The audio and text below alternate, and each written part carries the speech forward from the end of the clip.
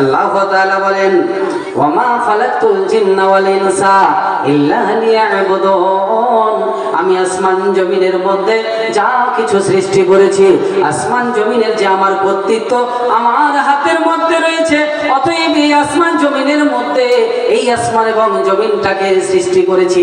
মানুষ সৃষ্টি করার 50,000 বছর পূর্বে বন্ধুরে আমার, ভাইরে আমার, আল্লাহ তাআলা যখন ফেরেশতাদেরকে এক জায়গায় নিয়ে যখন বললেন ইন্নী জাইলুন ফিল আরদি খলিফা, আমি পৃথিবীর বুকে এমন একটা প্রতিনিধি, এমন একটা কি আমি একটা যা সৃষ্টি করতে যাই, খলিফা সৃষ্টি করতে যাই, প্রতিনিধির একটা দল সৃষ্টি করতে যাই, যারা পৃথিবীর বুকে আমার আমি আল্লাহর জীবিকা কি করবে, জিকির আজকার করবে, তাসবিহ তাহলিল করবে, আমি আল্লাহর ইবাদত করবে। ফেরেশতারা এক বাক্যে বলেছিল মাওলাই কারীম, সর্বদা আমরা তোমার জিকির আজকারে ব্যস্ত আছি, সব সময় তোমার জিকির আজকার করতে ব্যস্ত, সব সময় তোমার প্রতি সেকেন্ডে আমরা তোমার কি করি, তাসবিহ তাহলিল করি, উপাসনা বন্দেগী করি।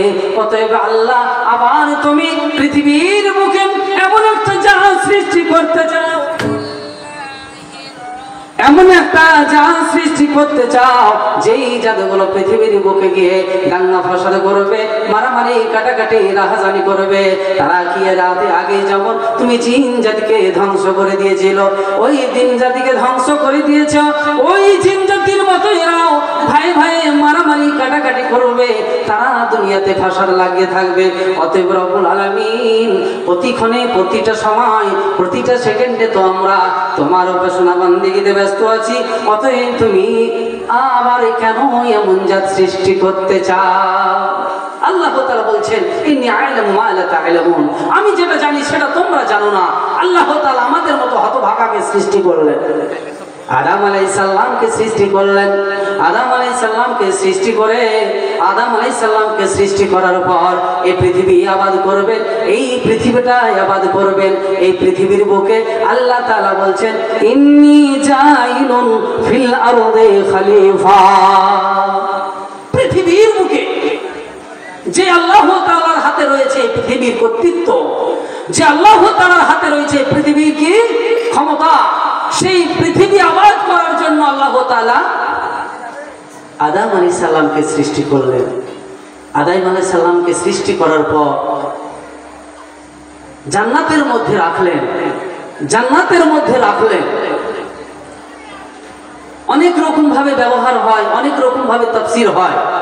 অনেক মুফাসসিরগণ বলছেন জান্নাতের মধ্যে হযরত আদম আলাইহিস সালাম একটু মনমরা ভাব, কেমন যেন একটু উস্কো খুস্কো ভাব, মনটা যেন কেমন আনছান আনছান করে।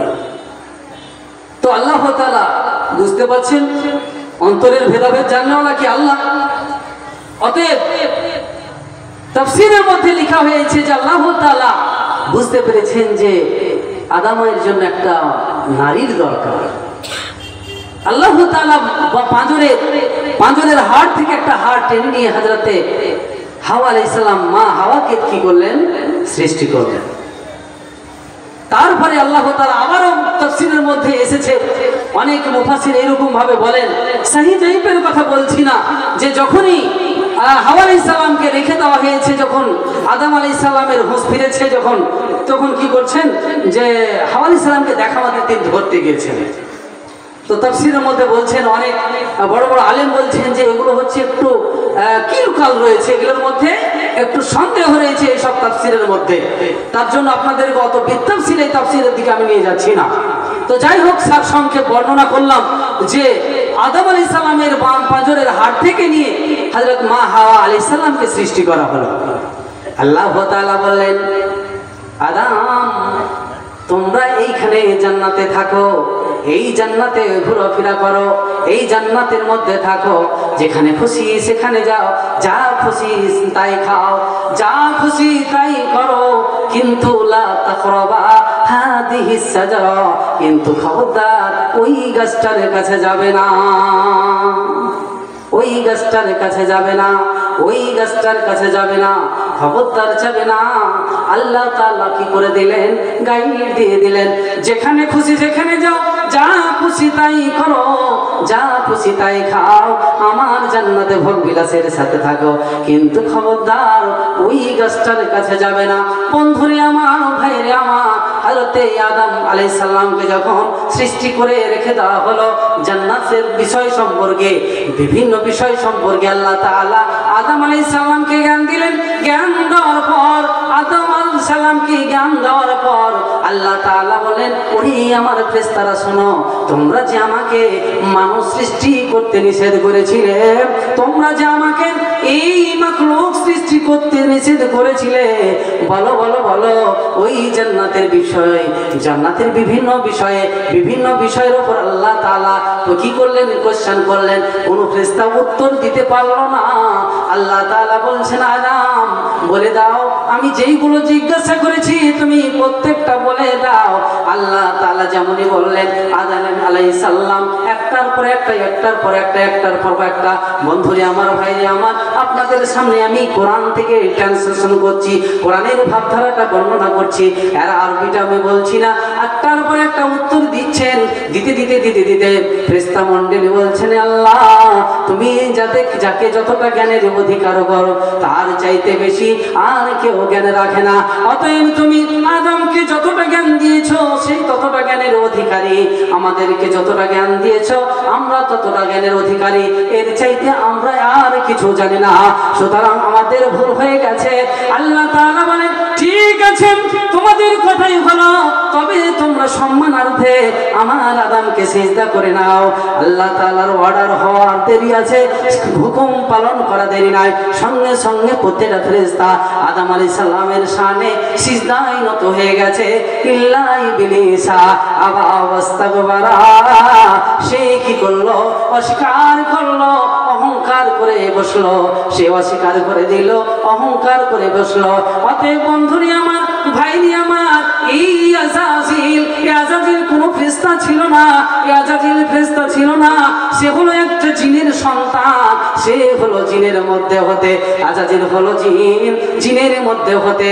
আল্লাহ তাআলা যখন জিন জাতিকে ধ্বংস করে দিলেন, জিন জাতিকে ধ্বংস করে দেওয়ার সময় যখন আল্লাহ তাআলা ফেরেশতারা ধ্বংস করছেন, এমন সময় ফুটফুটে সুন্দর একটা বাচ্চা, নিষ্পাপ বাচ্চা, যত ফেরেশতারা মারতে পারেনি, নিয়ে এসে আল্লাহকে বলছে, আল্লাহ এটা এত সুন্দর বাচ্চা, এত নিষ্পাপ বাচ্চা, আমরা তার কি চেহারায় মোহিত হয়ে তাকে মারতে পারিনি। যদি তুমি আমাদের অর্ডার দাও, তাহলে আমাদের মধ্যে তাকে নিয়ে আমরা থাকবো। আল্লাহ তাআলা অর্ডার দিলেন, এই আজাজিল এমন একটা আবেদ, এই আজাজিল এমন আবেদ ছিলেন, এমন আবেদ ছিলেন, এমন আবেদ ছিলেন। তাফসীরের মধ্যে লেখা হয়েছে, পৃথিবীর বুকে এমন কোন ইঞ্চি বরাবর জায়গা নাই যেই জায়গায় আজাজিলের সিজদা পড়তে বাকি আছে। কথা বুঝতে পেরেছেন? সেই আজাজিল, যাকে ইবলিস শয়তানের এই নামতের ত্বক দিয়ে আল্লাহ তাআলা জান্নাত থেকে বহিষ্কার করে। কিসের জন্য? যেই আবেদ, যে এত দিনদার, যে এত পরেজগার, একটা জিন এত পরেজগার ফেরেশতাদের মধ্যে থাকে, ফেরেশতাদের মধ্যে থাকার ব্যবস্থা জান্নাতে থাকে। এইরকম একটা জিন, যার পৃথিবীর বুকে এমন কোনো জায়গা নাই ইঞ্চি বরাবর যেখানে তার সিজদার জায়গা পড়তে বাকি আছে। বন্ধুরে আমার, ভাইরে আমার, এমন একটা সিজদা, একটাই কথা আল্লাহর অস্বীকার, আর একটাই সিজদা আদমকে সিজদা করলো না, যার কারণে সারা জিন্দেগির আমল ধ্বংস হয়ে গেল। সারা জিন্দেগির আমল ধ্বংস করে দিয়ে আল্লাহ তাআলা তার গলায় নামতের ত্বক পরিয়ে ইবলিস শয়তান রূপে তাকে জান্নাত থেকে, ফেরেশতাদের জামাত থেকে তাকে বের করে দিলেন। ওই আজাজিল শয়তান, ওই ইবলিস শয়তান যদি আল্লাহর কাছে ফরিয়াদ করতো, আল্লাহ আমি আমার নফসের উপর অত্যাচার করেছি, আমি আমার উপর অত্যাচার করেছি, জুলুম করেছি, তুমি ছাড়া আমাকে মাফ করতে কেউ পারে না, আল্লাহ তুমি আমাকে মাফ করে দাও। সে কি বললো? সে মাফ চাইলো না, সে মাফ চাইলো না। তাকাব্বুর করলো, অহংকার করলো। আল্লাহ তাআলা যখন বললেন ইবলিস তুমি কেন, আজাজিল তুমি কেন সিজদা করলে না? আমার প্রতিটা ফেরেশতা আদমকে সিজদা করলো, তুমি কেন করলে না? তোমাকে কোন জিনিসে তোমাকে আদমকে সিজদা করা থেকে রুখে দিল? আজাজিল বলছেন আল্লাহ গো, আমি হলাম আদম চাইতে উত্তম, আমি হলাম আদম চাইতে উৎকৃষ্ট, আমি হলাম আদম চাইতে কি মহান, কারণ আমি হলাম আগুন থেকে তৈরি আর আদম হলো মাটি থেকে তৈরি। আমি যখন আগুনকে জ্বালানো হয় আগুনের গতিবেগ হলো উপরের দিকে, দাও দাও করে জ্বলে। আর আগুন কি করে? আগুনের অনেক ক্ষমতা রয়েছে, আগুন কোনো সময় নিচের দিকে ধাবিত হয় না, সব সময় উপরের দিকে যায়। আর আদম হলো মাটির তৈরি, মাটির গতিপথ হলো নিচে দিকে, উপর দিকে ছড়ে দিলেও নিচে পড়ে। অতএব তার চাইতে মহান, আমি তার চাইতে ভালো, তার চাইতে আমি হচ্ছি সম্মানী, অতএব তাকে আমি সিজদা করতে পারবো না।